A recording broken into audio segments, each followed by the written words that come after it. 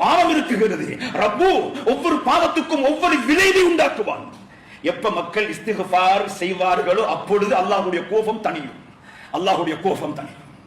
அது எங்கட பெட்டாட பஜாராக இருந்தாலும் இன்றைக்கு நாங்க வியாபார கமிட்டி எல்லா ஊர்களையும் அதுக்கு நிறைய முயற்சிகள் செய்கிறார்கள். வியாபாரிகளுக்காக குரல் கொடுக்கும். கண்ணியமானவர்களை, அனைத்தை விடவும் எங்கட பஜார்ல நடக்கிற வியாபாரம் ரப்புக்கு பொருத்தமானதாக. எங்கட பஜாருக்கு மலக்குமார்கள் இறங்கணும். எங்கட கடைகளுக்கு ரஹ்மத் இறங்கணும். இதுக்கு ஒரு கமிட்டி தேவை. இதுக்கு ஒரு முயற்சி தேவை. இதுக்கு நாங்க பாடுபடணும். வெறும் உலக லாபங்களை அடைவது நோக்கம் அல்ல. ரப்புடைய சந்தோஷத்துக்காக பிசினஸ், ரப்புடைய சந்தோஷத்துக்காக வியாபாரம், ரப்புடைய சந்தோஷத்துக்காக குடும்ப வாழ்க்கை. இந்த நிலைமை எங்களுக்கு உண்டாகணும். கண்ணியமானவர்களே, அல்லாஹ்வுடைய ஒவ்வொருவர்களும் வித்தியாசமான பாடத்தை படிக்கணும். இன்னைக்கு நாங்க ஒவ்வொரு பஜார்லையும் பார்க்கிறோம், தொழுகை வீதம் ரொம்ப குறைவு.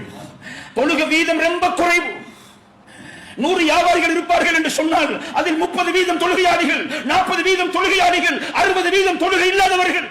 கடையில வேலை செய்யக்கூடியவர்கள் தொழுகை இல்லாதவர்கள், பாவத்தோடும் முசீபத்தோடும் சம்பந்தப்படக்கூடியவர்கள்.